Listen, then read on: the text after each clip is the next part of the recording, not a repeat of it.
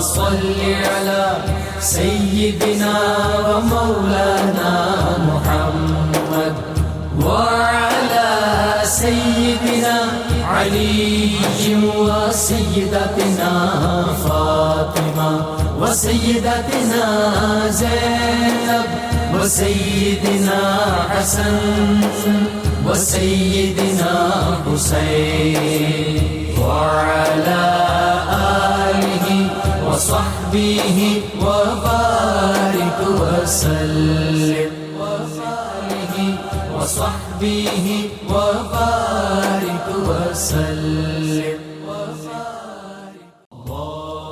بسم اللہ الرحمن الرحیم. السلام علیکم ناظرین. پروگرام صبح نور کے ساتھ آپ کا میزبان نذیر احمد غازی حاضر ہے. ناظرین کرام، حضرت ابو انیس محمد برکت علی صاحب رحمہ اللہ کی مشہور تالیف اسماء النبی الکریم صلی اللہ علیہ وآلہ وسلم سے ایک اسم مبارک پڑھنے کی سعادت حاصل کر رہا ہوں.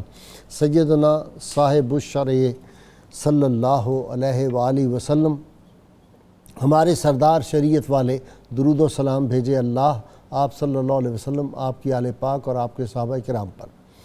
حضرت ابو رافع رضی اللہ تعالیٰ عنہ سے روایت کہ حضور نبی کریم صلی اللہ علیہ وسلم نے ارشاد فرمایا، میں تم میں سے کسی کو ایسے حال میں نہ پاؤں کہ وہ اپنی جگہ پر بیٹھا رہے اور اس کے پاس میرے فرامین میں سے کوئی فرمان پہنچے جس کا میں نے حکم دیا ہو یا جس سے میں نے منع کیا ہو، تو اس پر وہ کہے کہ میں نہیں جانتا، یا پھر شریعت کا کوئی حکم اس سے پوچھا جائے تو اس کا جواب دینے سے انکار کر دے، اور اس کے ساتھ وہ یہ کہے کہ جس کو ہم کتاب اللہ میں پائیں گے تو اس کی ہی تابعداری کریں گے.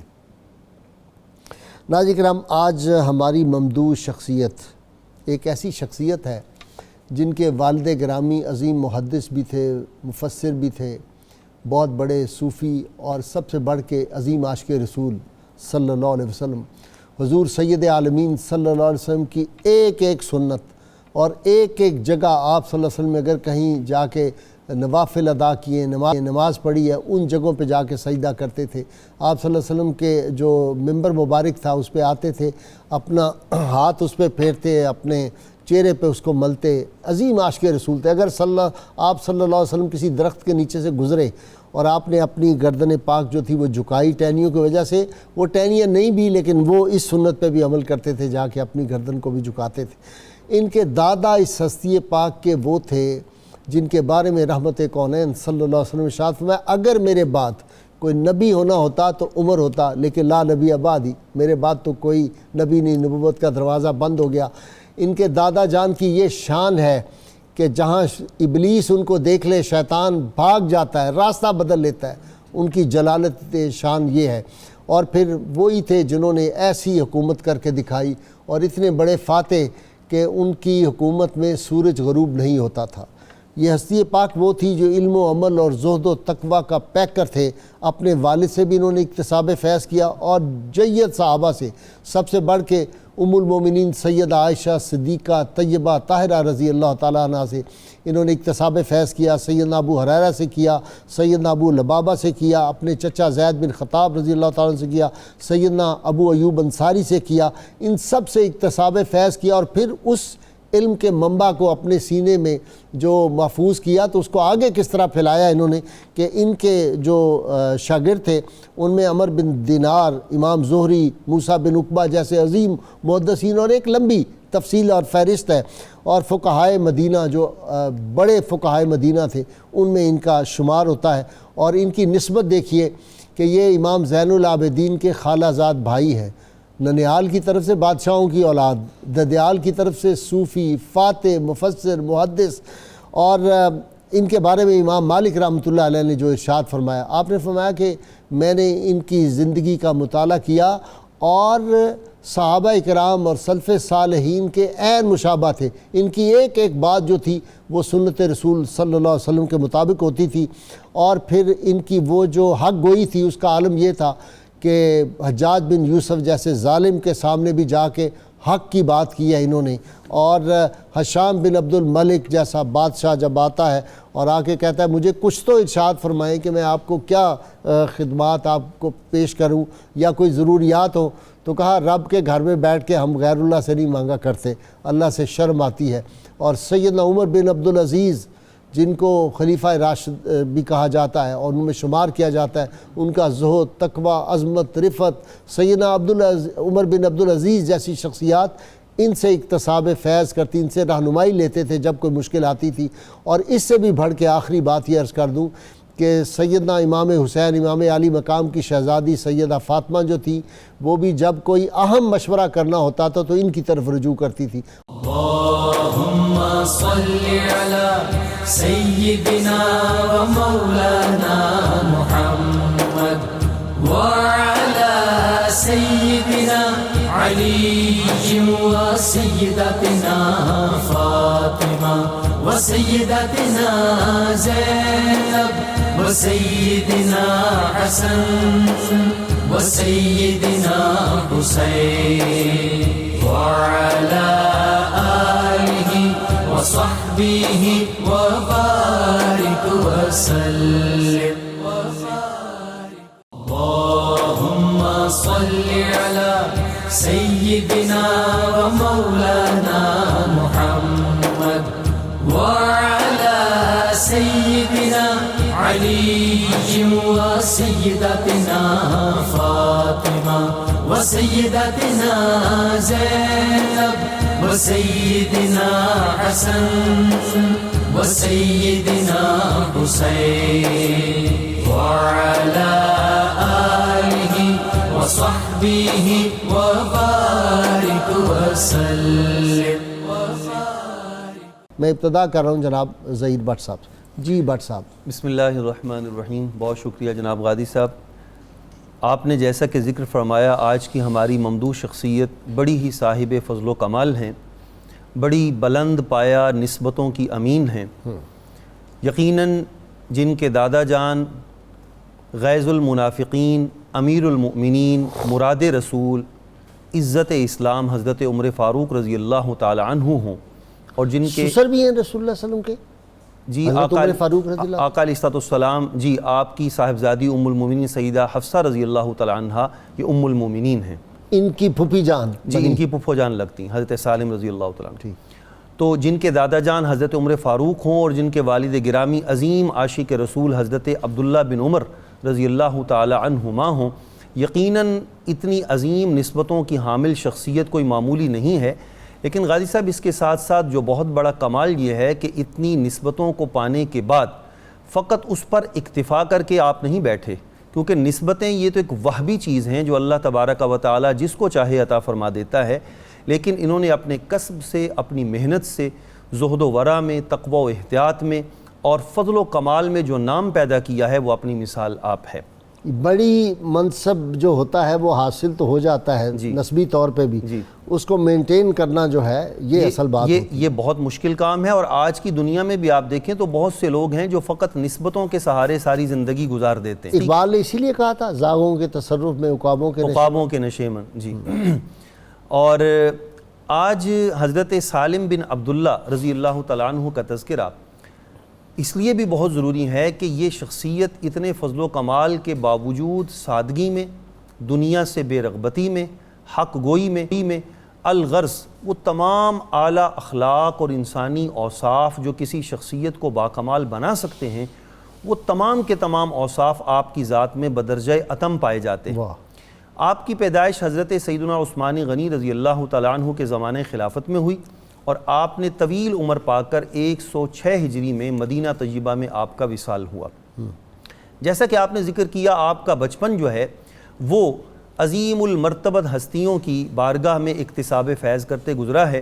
ام المومنین سیدہ عائشہ صدیقہ رضی اللہ تعالی عنہا سے آپ نے اکتساب فیض کیا، سیدنا ابو ایوب انصاری، سیدنا ابو ہریرہ رضی اللہ تعالی عنہما اور اس جیسی دیگر شخصیات سے آپ نے اکتساب فیض کیا، اور پھر یہ سب کچھ حاصل کر کے آسمان علم و عمل پر ایک درخشاں ستارے کی مانند آپ نمودار ہوئے۔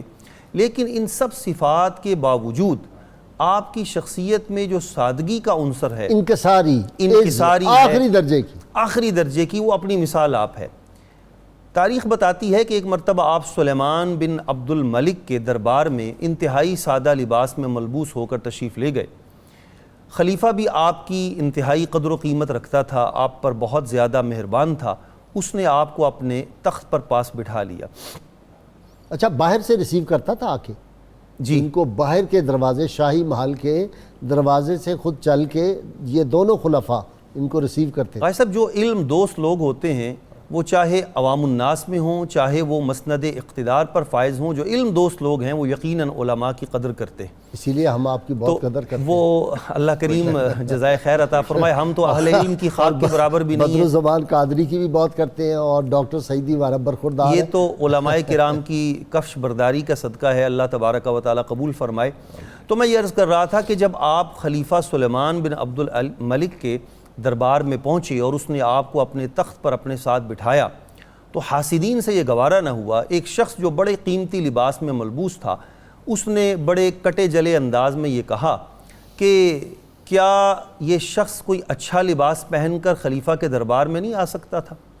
تو حضرت عمر بن عبدالعزیز رضی اللہ تعالیٰ عنہ اس کے پاس بیٹھے تھے، تو آپ نے ارشاد فرمایا کہ تیرے قیمتی لباس نے تجھے دور کی صفوں میں بٹھایا ہے، اور حضرت سالم رضی اللہ تعالیٰ عنہ کا جو معمولی سا لباس ہے اس نے ان کو تخت نشین کر دیا ہے۔ او کم فہم انسان، تو اس حقیقت کو سمجھ لے کہ انسان کی قدر و قیمت لباس سے نہیں ہے، اس کے فضل و کمال سے ہے۔ واہ، اچھا جی، آپ کی طرف آ رہا ہوں۔ اچھا، یہ اولین صوفی صوف کا لباس پہنتے تھے، تو صوفی کہتے ہیں نا، تصوف بھی اسی سے نکلا ہے کہ وہ صوف کا لباس پہنتے، تو اولین صوفیوں میں ان کا شمار ہوتا ہے۔ اچھا، بسم اللہ الرحمن الرحیم، لباس کے اعتبار سے بھی اور اپنے مزاج کے اعتبار سے بھی کبھی آپ نے 2 درہم سے زیادہ قیمتی لباس زیب تن نہیں فرمایا، اور شہزادی کا بیٹا اور ہو۔ شہزادی کے بیٹے۔ آپ دیکھیں نا کہ دونوں طرف سے خاندان، آپ دیکھیے نا کہ خاندان کس اوج پر ہیں، وہ نسبتوں کے کس اوج پر ہیں، جس کا عصر حاضر میں تصور بھی نہیں کیا جا سکتا۔ دونوں نسبتیں بڑی مضبوط اور مربوط ہیں، لیکن اس کے باوجود یہ عالم ہے اپنے تصوف کا کہ 2 درہم سے زیادہ لباس آپ نے نہیں پہننا۔ بازار سے کپڑا خریدنے گئے تو 7 گزا، 7 گزا، اس عرف میں 7 گزا کہا جاتا تھا۔ اس نے کپڑے کا تھان پھیلایا، اور جب پھیلا کے سامنے رکھا تو کہا جی یہ 7 گزا ہے۔ تو آپ نے فرمایا اس کو پیمائش کرو، میئر کرو، تو 7 گز سے نسبتاً کم تھا۔ فرمایا تم تو 7 گزا کہہ رہے ہو، کہتے ہیں اس کا نام بھی 7 گزا ہے۔ کہا نہیں، یہ بات مت کرو، کیا یہ 7 گز ہے؟ کہا یہ 7 گز نہیں ہے، اسے کہا عرف میں 7 گزا کہا جاتا ہے۔ فرمایا یہی تو جھوٹ ہے، یہی تو جھوٹ ہے۔ فرمایا میں یہ کپڑا نہیں خریدوں گا، یا تو اس کی پیمائش پوری دو، اس کو میں پیمانے پہ پورا اس کو اپنا ناپو، وگرنہ میں یہ کپڑا نہیں خریدوں گا۔ اچھا، کئی یہ مزارات بھی آپ نے دیکھا، وہ کہتے ہیں 10 گزا، 40 گزا، 7 گزا، ہمارے یہاں بھی۔ ان کے بارے میں ہمیشہ مجھے یہ چیزیں محل نظر آتی ہیں، میں ان کے بارے میں کوئی زیادہ کلام نہیں کرتا۔ نہیں، پہلے جو انبیاء تھے ان کی امتوں کے قد بہت بلند، اس لیے حدیث سے بھی ثابت ہے۔ اس لیے خاموشی اختیار کرنا پڑتی ہے۔ گجرات کے پاس جو مزارات ہیں نا، میں وہاں گیا ہوں، جی جی، تو حضرت نوح کی اولاد میں سے، تو وہ ان کے مزارات بہت لمبے ہیں، ان کے پوتوں کے بہت لمبے لمبے۔ بجا فرمایا آپ نے۔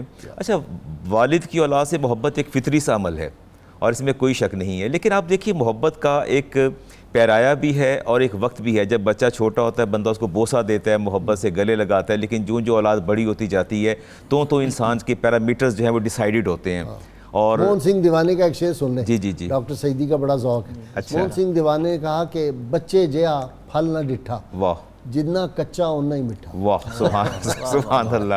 اچھا، جتنا بچہ ہوتا ہے اتنا ہی پیارا ہوتا ہے، بڑا ہوتا ہے تو گلے شروع ہو جاتے ہیں۔ اچھا، لیکن یہاں بڑی عجیب صورتحال نظر آتی ہے۔ عبداللہ ابن عمر رضی اللہ عنہ فرماتے ہیں کہ مجھے اپنے بیٹے سالم سے بہت محبت تھی، اور سن رسیدہ ہونے کے باوجود آپ انہیں گلے لگاتے اور بوسہ دیتے۔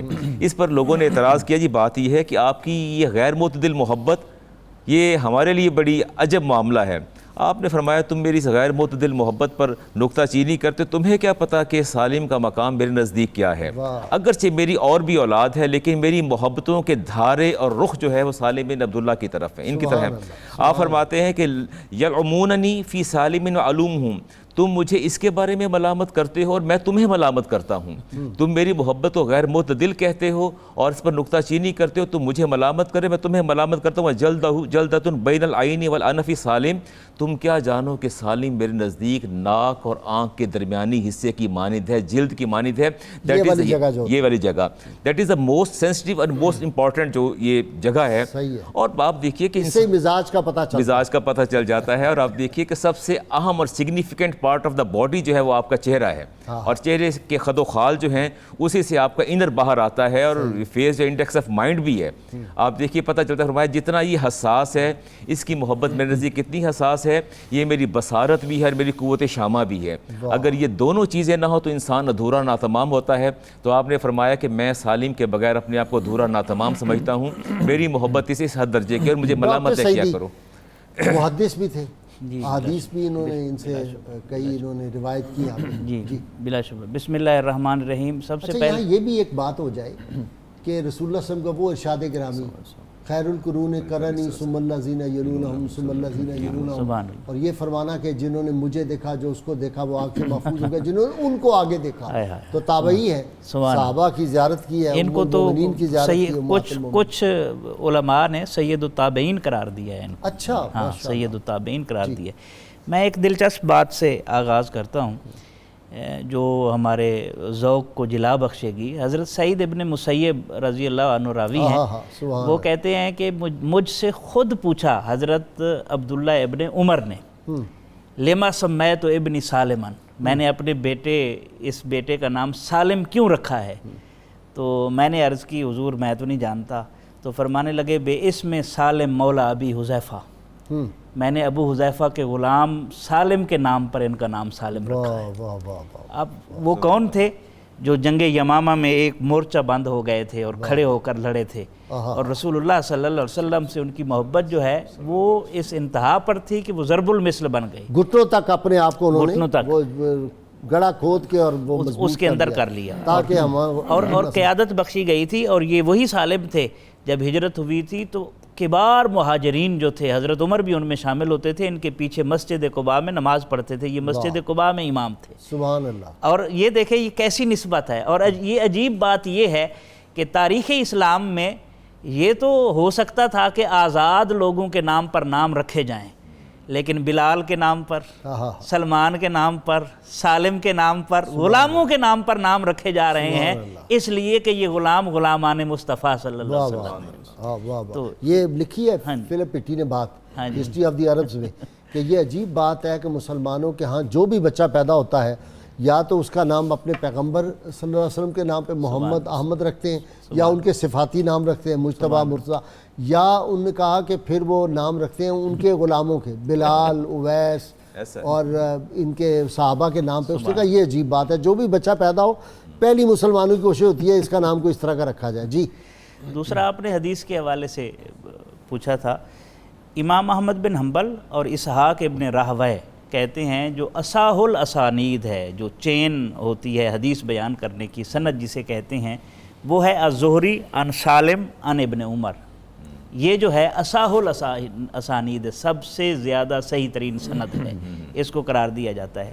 اسی طرح محمد ابن سعد کہتے ہیں کان ثقۃ کثیر الحدیث عالی من الرجال ورعن، کہ آپ کی جو شخصیت ہے ثقہ، ایک لفظ اس ٹرم استعمال ہوتی ہے محدثین کے ہاں، اتھینٹک، جن کی روایت پر کوئی انگلی نہ اٹھا سکے، اور کثیر احادیث مبارکہ روایت کرنے والے، اور مردان کار میں سے علو مرتبت رکھنے والے تھے اور تقوی میں۔ اور آپ سے جو احادیث مبارکہ روایت ہیں ان میں سے دو میں عرض کر دیتا ہوں۔ ایک تو یہ ہے فی ما سقط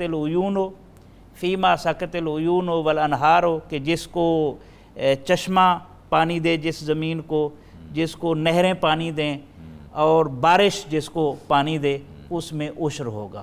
عشر والی حدیث پاک ان سے روایت ہے۔ اور قیامت سے پہلے جو آگ آئے گی مشرق کی طرف سے ابواب الفتن میں، وہ حدیث پاک بھی ان سے روایت ہے۔ اور ہم دیکھتے ہیں کہ ایک اور پہلو آپ کی شخصیت کا وہ بڑا دلچسپ ہے کہ نفاست کمال درجے کی تھی۔ آپ کی جو مونچھیں مبارک تھیں نا، باقاعدہ اس کو اتنی نفاست کے ساتھ تراشتے تھے، بالکل نہیں ختم کرتے تھے، مونچھیں باقی رکھتے تھے، لیکن نفاست اور لطافت اس میں جو ہے وہ برقرار رہتی تھی۔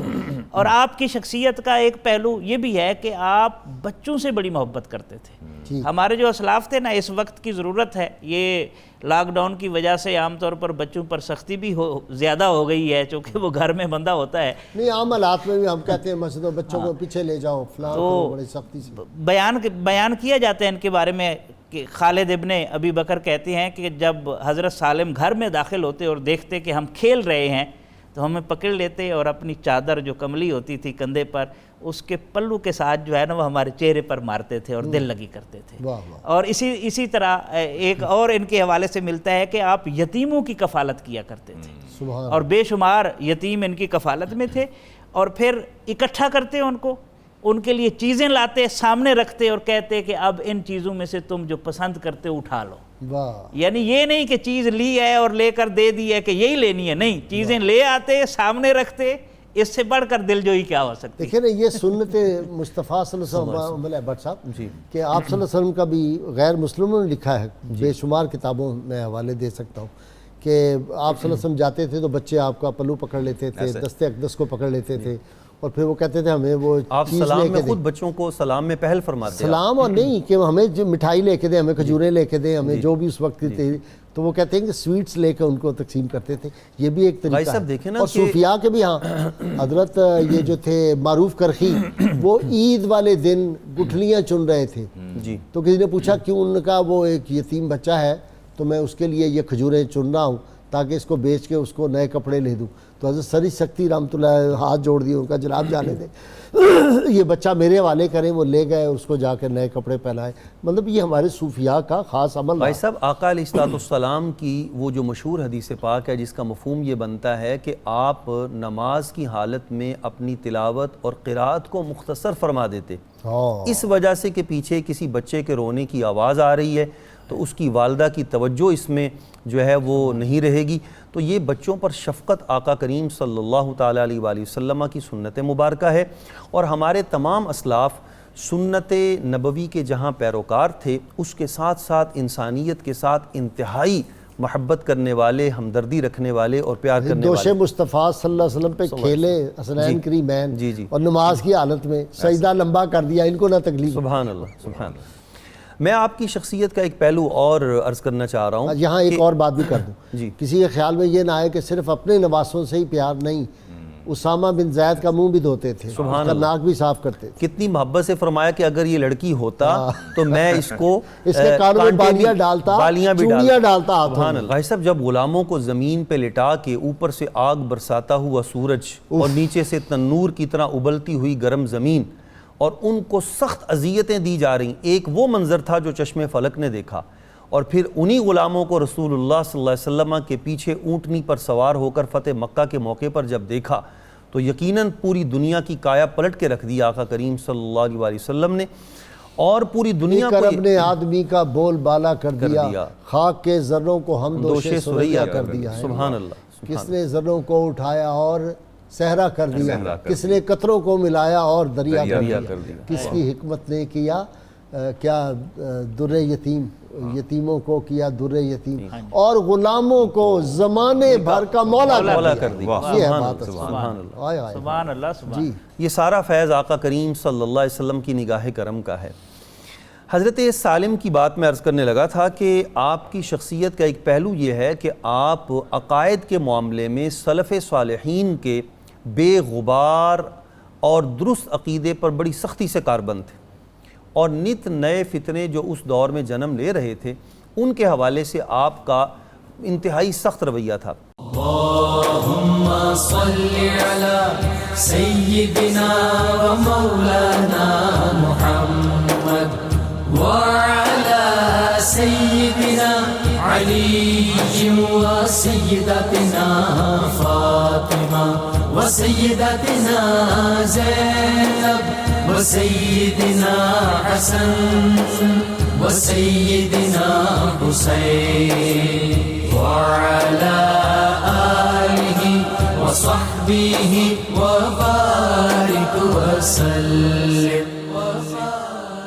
اللہم صلی علی سیدنا و مولانا محمد وعلی سیدنا علی و سیدتنا فاطمہ و سیدتنا زینب و سیدنا حسن و سیدنا حسین وعلی آلہ و صحبہ وصحبه وبارك وسلم.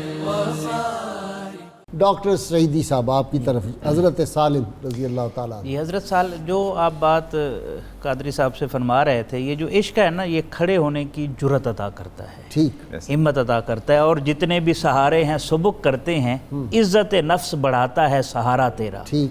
تو ہم دیکھتے ہیں کہ حضرت سالم بن ابی عبداللہ جو ہیں رضی اللہ، حضرت سالم بن عبداللہ رضی اللہ عنہما اتنے جرت مند تھے، اتنی ہمت تھی کہ آپ کی عزت نفس اور خودداری کو چیلنج نہیں کیا جا سکتا تھا. ٹھیک. مثلا ایک دفعہ آپ حج کے موقع پر موجود تھے حرم پاک میں، اور وہاں اپنی ہی دنیا میں آنکھوں میں آنسو ہیں، تلاوت ہو رہی ہے، دعائیں مانگی جا رہی ہیں، کیفیت ہے.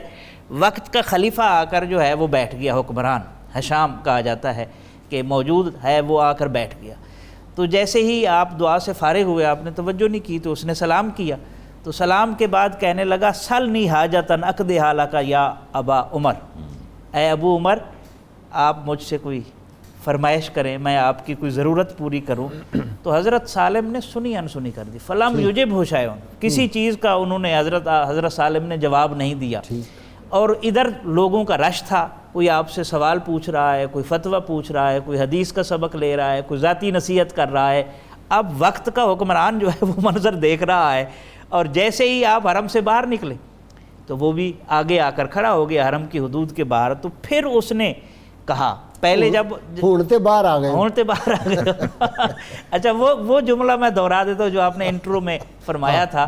تو انہوں نے کہا تھا، جب کہا کہ آپ مجھ سے مانگے، تو آپ نے فرمایا انی واللہ انی لا استحیی ان اکون فی بیت اللہ جل وعلا ثم اسأل احدا غیرہ. مجھے اللہ کی قسم ہے کہ مجھے حیا آتی ہے کہ میں اللہ عز و جل کے گھر میں موجود ہوں اور اس کے غیر سے پھر سوال کروں.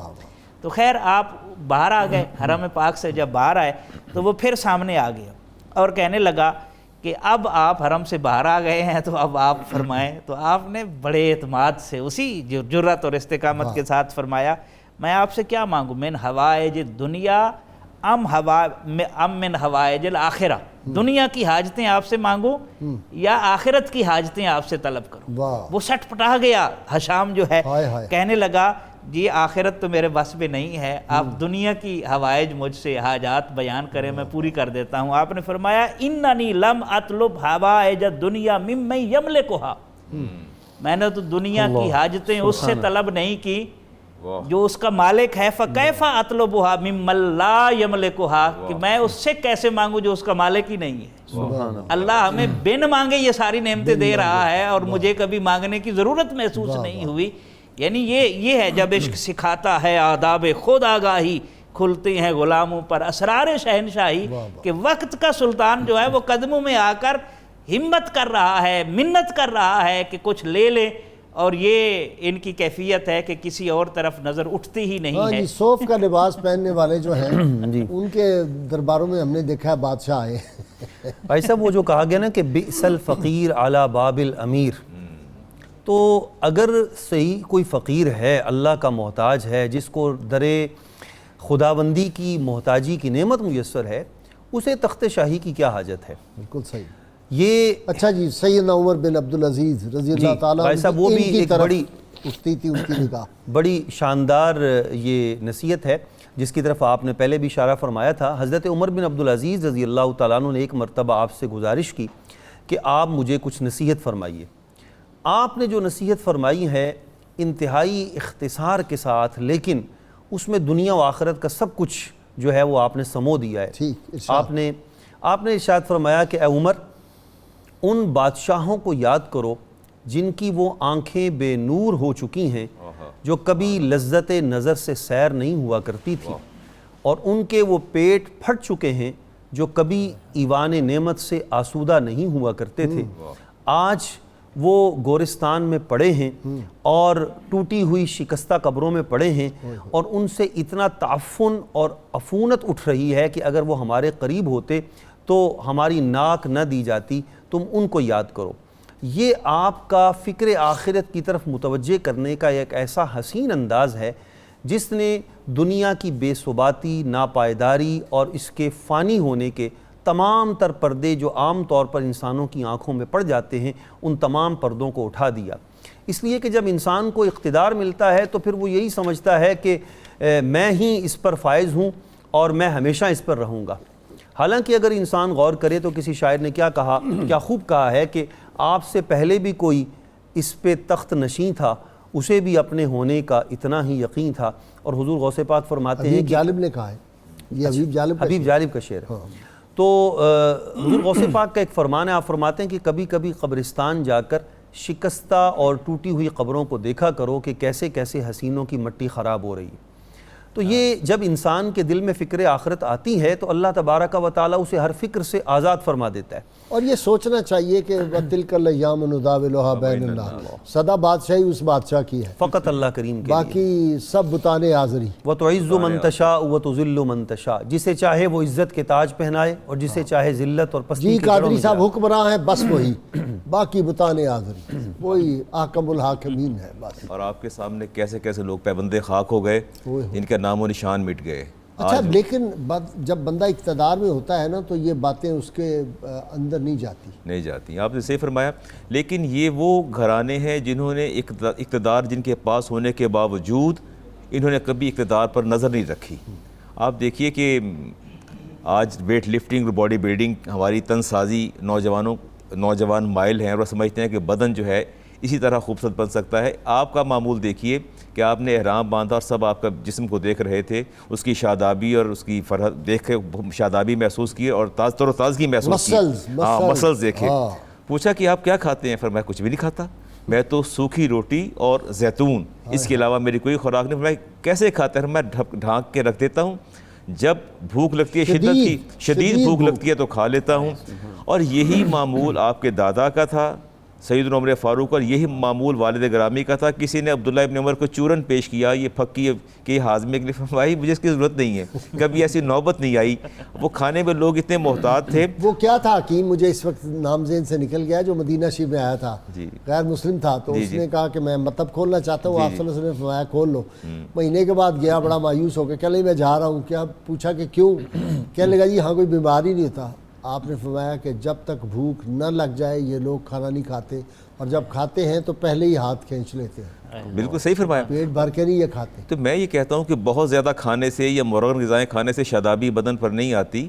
بات یہ ہے کہ بندہ سادہ غذا کھا لے تب بھی ٹھیک ہے۔ دوسری بات جہاں میں توجہ دلانا چاہتا ہوں، آپ سے مروی ایک روایت آتی ہے، اب باہر نکلنا مشکل ہو گیا، نوجوانوں کے ہاتھوں میں کتے ہوتے ہیں اور بڑے بڑے ہیوی قسم کے کتے ہوتے ہیں جن کو دیکھ کے بندہ خوف زدہ ہو جاتا ہے۔ یہ بات اظہر من الشمس ہے کہ بغیر حفاظت کے گھر کی یا باہر کھیتوں کی حفاظت کے علاوہ کتا رکھنا جائز نہیں ہے۔ روایت آپ نے اپنے والد سے، امام مسلم کی حدیث ہے، بات ہے قول النبی علیہ السلام ایما اہل دار اتخذوا قلبا الا قلبہ معاشیتی او قلبہ صائدین، جس کسی نے کتا رکھا حفاظت کے علاوہ یا شکار کے علاوہ، نقص من عملہم کل یوم قیراتان، اللہ تعالیٰ ہر روز کے نامہ اعمال سے 2 قرات کا اجر جو ہے وہ مائنس فرما دیتا ہے، اس کو ختم فرما دیتا ہے۔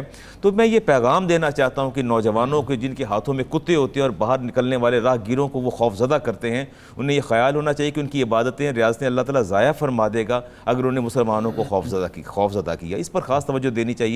دوسری بات عبداللہ ابن عمر کی میں عرض کرنا چاہتا ہوں کہ جب آپ بہت بیمار ہوئے، آپ کی وصال کا وقت آیا، تو آپ نے اپنے بیٹے سالم عبداللہ سے آپ نے فرمایا کہ دیکھو میری بات سنو، میری حالت نازک ہے لیکن میری خواہش یہ ہے کہ اللہ تعالیٰ مجھے مدینہ کے اندر موت دے، اور اگر میرا آخری وقت آ جائے، مجھے موت آ جائے، تو آپ نے ایک کام یہ کرنا ہے کہ مجھے حدود حرم سے باہر دفن کرنا ہے۔ سالم بن عبداللہ نے پوچھا کہ بابا آپ ایسی بات کیوں کر رہے ہیں؟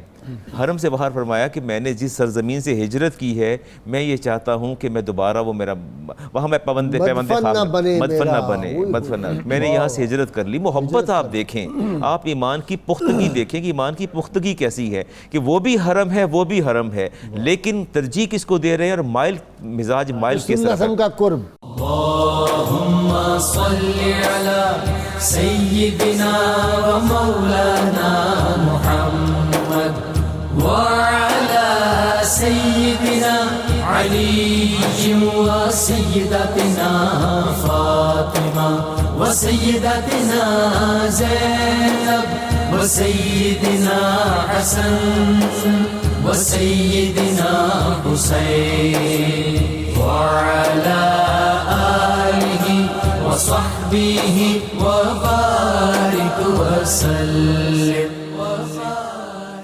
اللهم صل على سيدنا ومولانا محمد وعلى سيدنا علي وسيدتنا فاطمة وسيدتنا زينب وسيدنا حسن وسيدنا حسين وعلى آله وصحبه وبارك وسلم.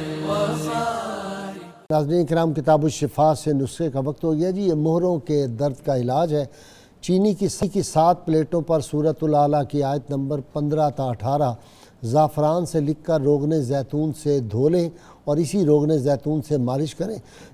انشاءاللہ مہروں اور کمر کا درد ختم ہو جائے گا. شرط یہ ہے کم از کم 11 مرتبہ کوئی بھی جو درود پاک آپ کو آتا وہ ضرور پڑھیں. سیدنا عمر فاروق رضی اللہ تعالی عنہ ارشاد فرماتے ہیں 3 چیزیں محبت بڑھانے کا ذریعہ ہیں. اول سلام کرنا، دوم دوسروں کے لیے مجلس میں جگہ خالی کرنا، سوئم مخاطب کو اچھے نام سے پکار. جی سہیل. علم و عمل کا نقش منور، علم و عمل کا نقش منور، سالم بن عبداللہ تھے. علم و عمل کا نقش منور، سالم بن عبداللہ تھے. فاروقی فیضان کا مظہر، فاروقی فیضان کا مظہر، سالم بن عبداللہ تھے.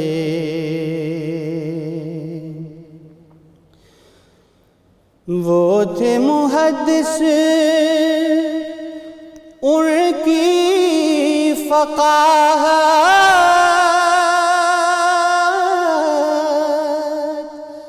ہر ایک نے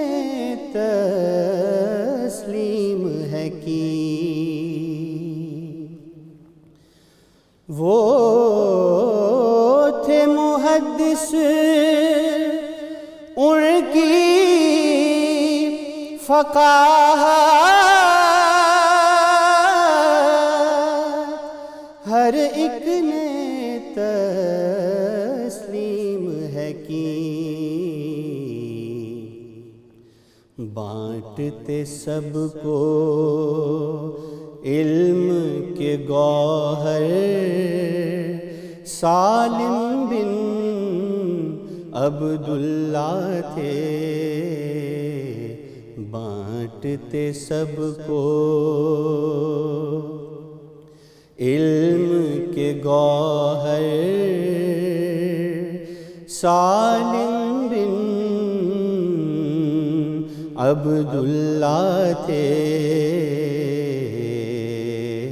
فاروقی فیضان کے مظہر، سالم بن عبداللہ تھے. ہاں ساجد ان کے فضل و شرف کو اہل حرم نے مانا ہے.